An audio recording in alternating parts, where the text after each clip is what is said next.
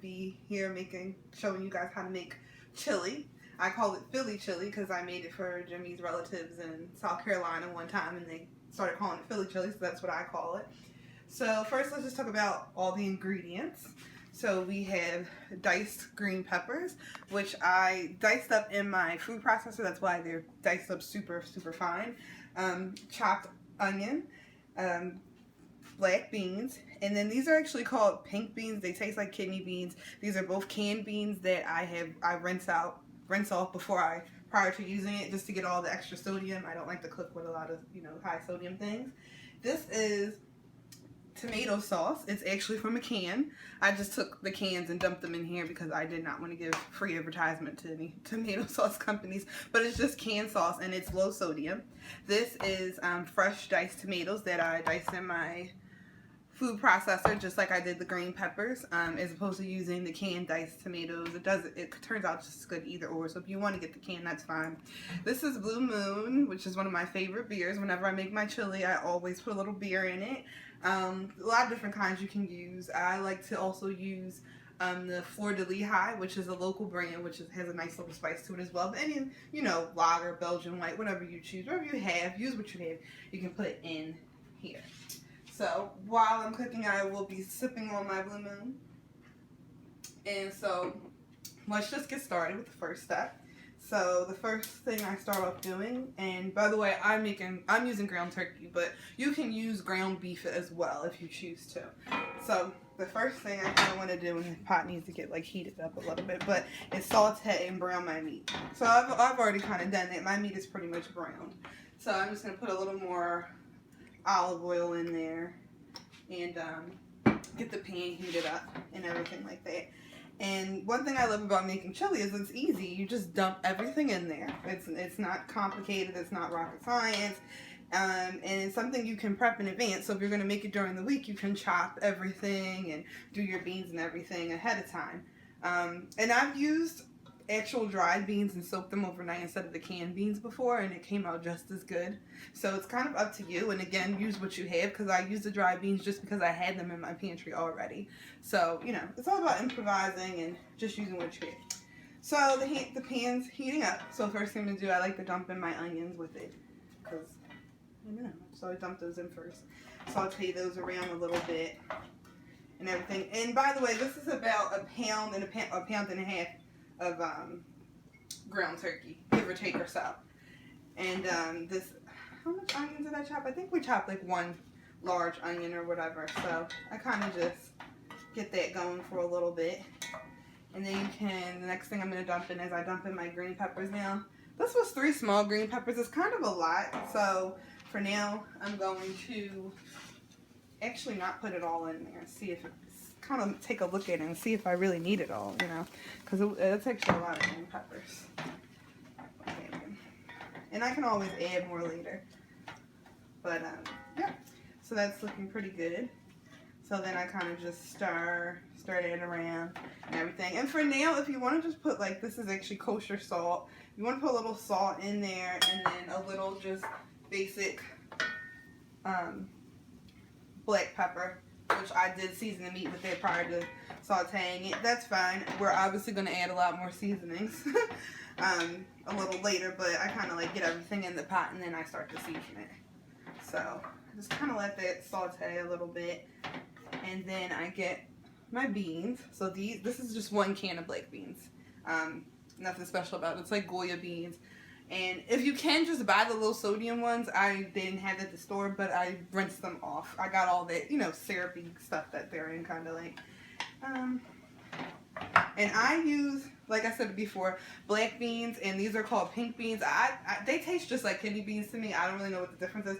I have the pink beans because that's what my local Poppy store had, so they didn't have kidney beans, so that's why I'm using it, but it tastes the same. Some people like to mix it up and use all kidney, use kidney and pinto. A lot of people actually use only kidney beans for chili. I love black beans, so, anytime I can incorporate that into a dish, that's just what I do. So then we can add these in, and yeah, it looks really pretty with all the color, the green. And just looking at it, I'm like, I could do a little bit more of the green pepper, so we'll just put a little more of that in there. A little more of that.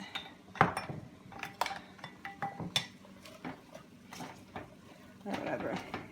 And they don't have to be diced as fine as I just have a food processor, so that's just what I use. But it's not a big deal. So next, this is the tomatoes that I diced in a food processor as well. And I just put them in a nice little mason jar. I have boxes and boxes of them. So that's, I mean, these weren't canned overnight or anything like that. I just did this. Let me get a smaller spoon. There we go. And like I said before, you can use the diced canned tomatoes. That's actually what I usually buy. I use the fresh ones because I actually didn't have the canned diced tomatoes. And so I just improvised. I was able to stop at the terminal and just get some real tomatoes. So that's what I used.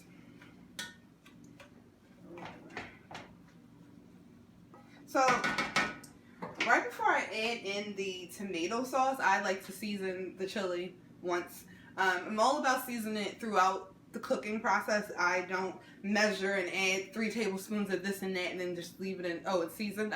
I'd rather season it throughout and then come back and add a little more if I need to, rather than like over season it and then, you know, then what do you do? So what I'm using to season my main ingredient to season is something called Chili 9000. You can get that at Penzeys Seasonings or Spices, Penzeys Spices. I love that place. Super obsessed with it. The spices are really affordable. You can order them offline, but there's one also downtown, and there's one in Chestnut Hill in Philadelphia. And I guess what makes it Chili 9000 is it has some unconventional ingredients in it, you know, some nutmeg and things like that. It's just a bunch of things in there. And then I recently kind of fell in love with adding a little curry to my chili. So this is, again, another Penzeys spice. It's called the nail curry, and it is, like, delicious. I love it. It's a yellow curry, and you only need a little bit of it because I've used a little too much and it kind of was like, tastes more like curry than, you know, chili. And then lately I've really fell in love with the flavor of cumin. So I'll add a little cumin to that or whatever.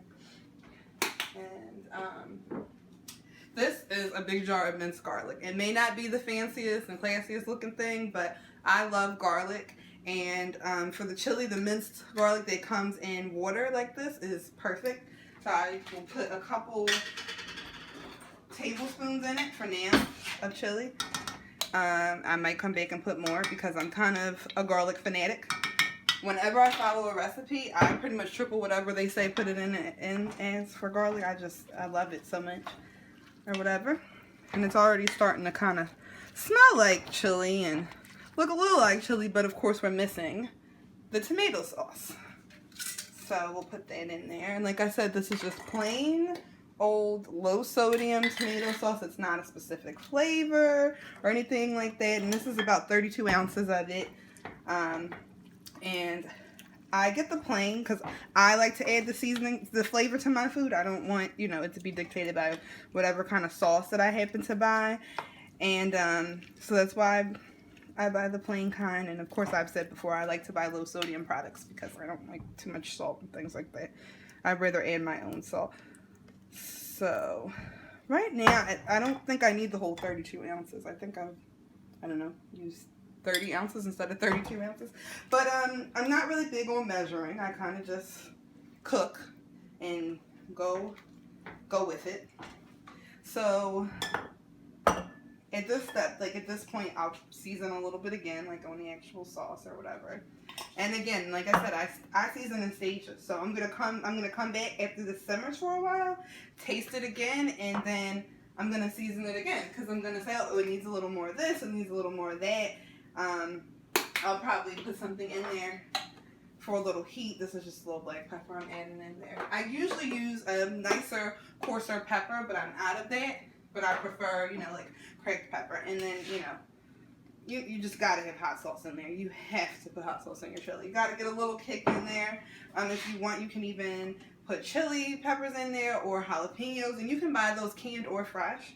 And if you're really into spice, you maybe could do a Scotch bonnet pepper and let that cook in there. Those are really spicy. And then my last thing, of course, like I said before, is I pour a little beer in there, no measurements, just get it in there, and enjoy drinking the rest of it, of course.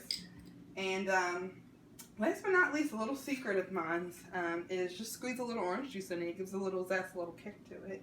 So I just squeeze a little, not too much, you don't want it to overpower. And then the rest of that orange I will use later when I drink the rest of that Blue Moon. And so yeah, so you can zoom into it. So right now it looks like a little watery, of course, but we just put it on. So I'm gonna let this simmer for quite some time, probably at least an hour. I like to really slow cook my chili and really let everything kind of like marinate and marry each other. So yeah, that's pretty much it. So while your chili is simmering, you want to make sure that you have plenty of rice on. Because me personally, some people eat their chili just like in a bowl. I eat my chili over rice, and then I put sour cream and scallions and cheese, which I have all of that prepped and ready in the fridge as soon as the chili gets done. So I'll show you how I serve it. Another great thing to do is to serve it with some cornbread or corn muffins on the side. That is a great addition to the meal. So I hope you enjoyed this. We'll be back to show you how we serve it once everything is done. Bye.